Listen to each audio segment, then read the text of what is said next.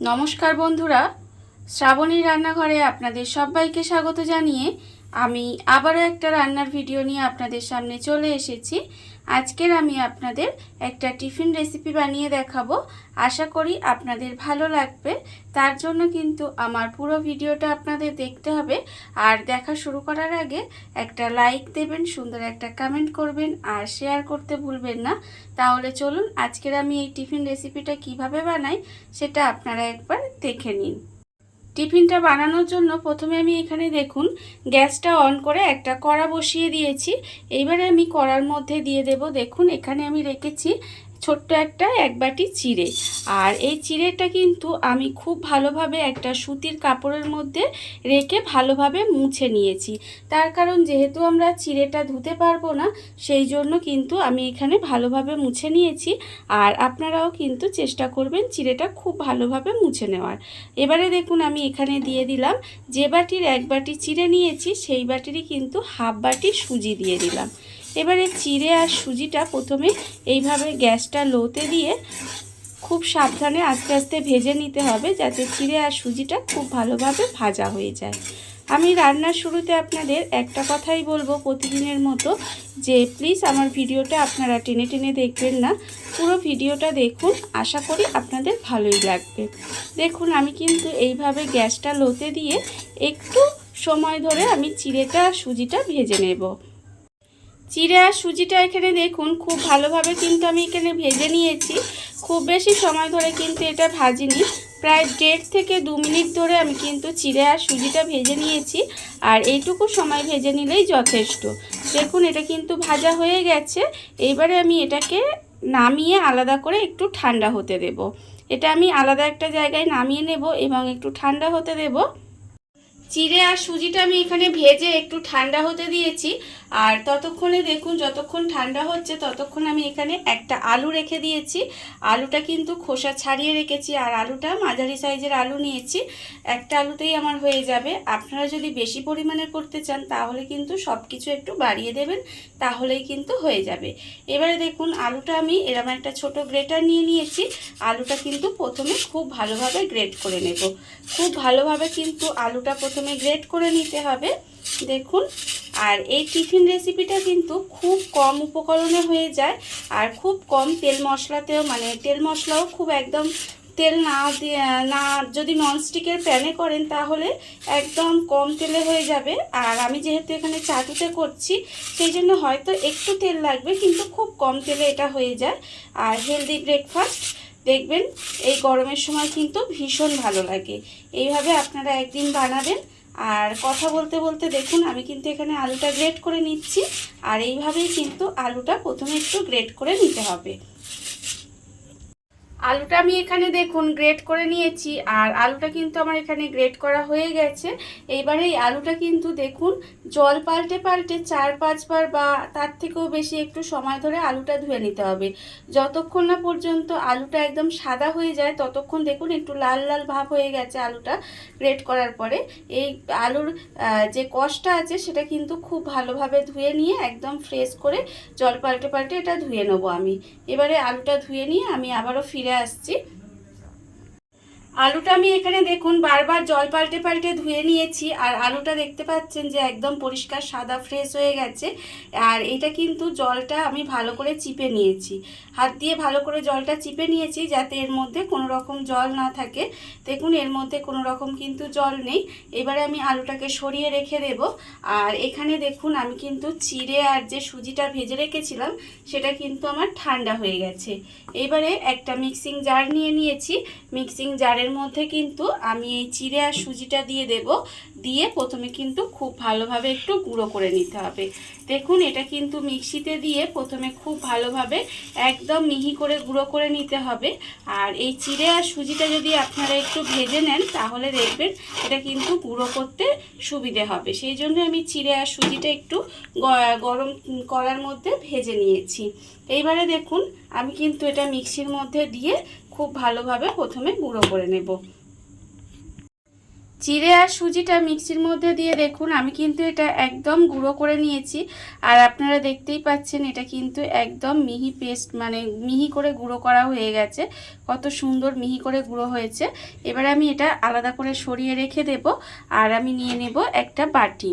দেখুন বাটির মধ্যে কিন্তু প্রথমে আমি নিয়ে নিব, এখানে আমি যে বাটির মাপ করে 1 বাটি চিড়ে আর হাফ বাটি কিন্তু সুজি নিয়েছিলাম, সেই বাটিরই আমি কিন্তু হাফ বাটি নিলাম এখানে টক দই। এখানে আমি টক দইটা নিয়ে নিয়েছি। এইবার আমি এর মধ্যে দিয়ে দেব, দেখুন এখানে আমি রেখেছি একটা, যে আলুটা আমি এখানে গ্রেট করে ধুয়ে রেখেছি সেই আলুটা দিয়ে দিলাম। আলুটা আমি এখানে দিয়ে দিলাম। এবার আমি এর মধ্যে দিয়ে দেব, দেখুন এখানে আমি রেখেছি আন্দাজ মতো নুন, আর এটা আমি রেখেছি কাঁচা লঙ্কার গুঁড়ো। আমি এখানে কাঁচা লঙ্কার গুঁড়ো ব্যবহার করেছি, আপনারা চাইলে কিন্তু এখানে কাঁচা লঙ্কার গুঁড়োর বদলে আপনারা কিন্তু গোলমরিচ গুঁড়ো ব্যবহার করতে পারেন। আমি রেখেছি এখানে হাফ চামচ চিনি আর 1 চামচ মতো সাদা তিল। এবার সমস্ত উপকরণগুলো আমি এখানে দিয়ে দিলাম। দিয়ে এবারে খুব ভালোভাবে একটু মিশিয়ে নেব। প্রথমে দেখুন এইভাবে কিন্তু খুব ভালোভাবে মিশিয়ে নিতে হবে। এইভাবে একটু খুব ভালোভাবে মিশিয়ে নেব। এবারে আমি এর মধ্যে কিন্তু কোনো রকম জল দেব না, এর মধ্যে কোনো রকম জল দেওয়া যাবে না। এইভাবে প্রথমে খুব ভালোভাবে মিশিয়ে নিতে হবে। আর তারপরে দেখুন আমি এখানে যে চিড়ে আর সুজিটা গুঁড়ো করে রেখেছিলাম, সেই চিড়ে আর সুজিটা এইভাবে আমি কিন্তু অল্প অল্প করে দেব। আর এটা কিন্তু খুব ভালোভাবে মাখতে থাকবো। দেখুন এটা আমার চামচ দিয়ে হবে না, হাত দিয়েই ভালো হবে, তাই আমি এটা হাত দিয়ে এবার করব। আর এর মধ্যে কিন্তু আমি একেবারে দিয়ে দেব না, এইভাবে অল্প অল্প দেব। আর এইভাবে কিন্তু একটু মাখতে থাকতে হবে। আর আমি আগেও বলেছি যে এর মধ্যে কিন্তু কোনো রকম জল আপনারা ব্যবহার করবেন না। এইভাবে মাখবেন, দেখবেন আস্তে আস্তে কিন্তু এটা ভালোভাবে মাখা হয়ে যাবে। আর এইভাবেই কিন্তু প্রথমে খুব ভালো করে একটু মেখে নেব। অল্প অল্প করে দেখুন সুজি আর চিড়ের গুঁড়োটা দিয়ে এইভাবে আমি কিন্তু মেখে নিয়েছি। মাখাটা কিন্তু আমার এখানে হয়ে গেছে, আপনারা দেখতেই পাচ্ছেন। এবার আমি অল্প অল্প করে এইভাবে হাতে নেব, নিয়ে প্রথমে কিন্তু এইভাবে একটু গোল করে নেব। দেখুন এইভাবে কিন্তু একটু গোল করে নিতে হবে। তারপরে এইভাবে দু হাতে চেপে দেখুন আমি কিন্তু এইভাবে একটা শেপ দিয়ে নিচ্ছি। আমি আমার মতো শেপ দিচ্ছি, আপনারা কিন্তু চাইলে আপনাদের মতো ইচ্ছা মতো শেপ দিয়ে নিতে পারেন। দেখুন এইভাবে কিন্তু সুন্দর করে একটা শেপ দিয়ে নিলাম।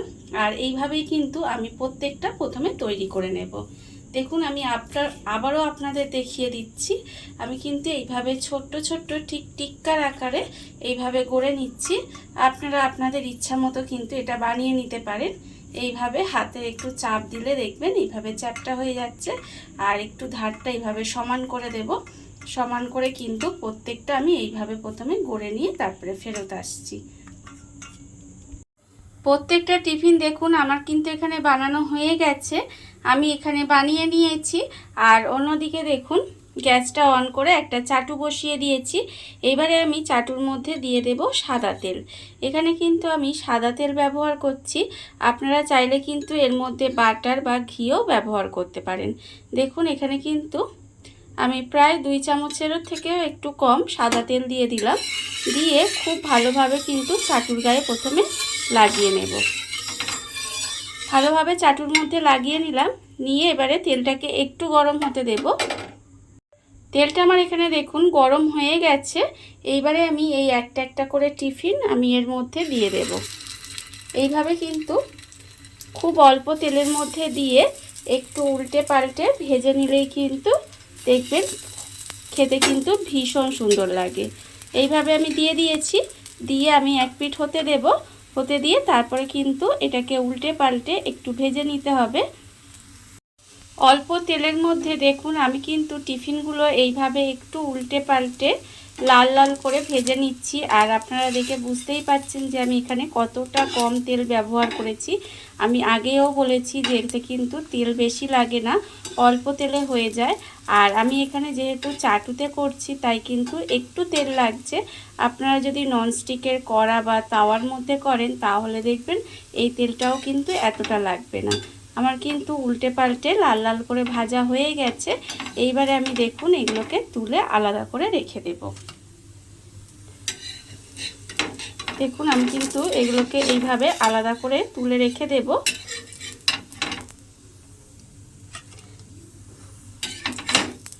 আর আবারও কিন্তু চাটুর মধ্যে, যেহেতু আগেও বলেছি যে যেহেতু চাটুর মধ্যে করছি, দেখুন হাফ চামচ মতো আবারও তেল দিয়ে দিলাম। তেল দিয়ে আবারও তেলটাকে খুব ভালোভাবে একটু বুলিয়ে নেব। বুলিয়ে নিয়ে আবারও দেখুন এইভাবে একটা একটা করে দিয়ে দেব। আর এইভাবেই কিন্তু অল্প অল্প করে তেল দিয়ে ভেজে নিতে হবে। আর একটা কথা বলে রাখি, এই সময় কিন্তু গ্যাসটা আপনারা লোতে দিয়ে রাখবেন। গ্যাসটা লোতে দিয়ে রেখে এইভাবে লাল লাল করে সমস্ত টিফিনগুলো আমি ভেজে নেব। দেখুন বন্ধুরা, বাড়িতে থাকা কত অল্প উপকরণে কত অল্প সময় কত সুন্দর একটা টিফিন রেসিপি তৈরি হয়ে গেছে, আপনারা দেখতেই পেলেন। আর এটা আমি সসের সাথে পরিবেশন করেছি। আপনারা কিন্তু সসের সাথে বা যে কোনো চাটনির সাথে কিন্তু এটা পরিবেশন করতে পারেন। খেতে কিন্তু অসম্ভব সুন্দর লাগে। এইভাবে আপনারাও একদিন হলেও বাড়িতে বানিয়ে দেখতে পারেন। আর এই ভিডিওটা যদি আপনাদের ভালো লেগে থাকে, আর যদি ফেসবুক থেকে দেখে থাকেন পেজটি ফলো করে দেওয়ার অনুরোধ রইল। আর যদি ইউটিউব থেকে দেখে থাকেন চ্যানেলটি সাবস্ক্রাইব করে নেওয়ার অনুরোধ রইল। তাহলে চলুন ভিডিওটা আমি এখানেই শেষ করছি। আপনারা সবাই ভালো থাকবেন, সুস্থ থাকবেন। আবারও হাজির হব নতুন কোনো রান্না নিয়ে।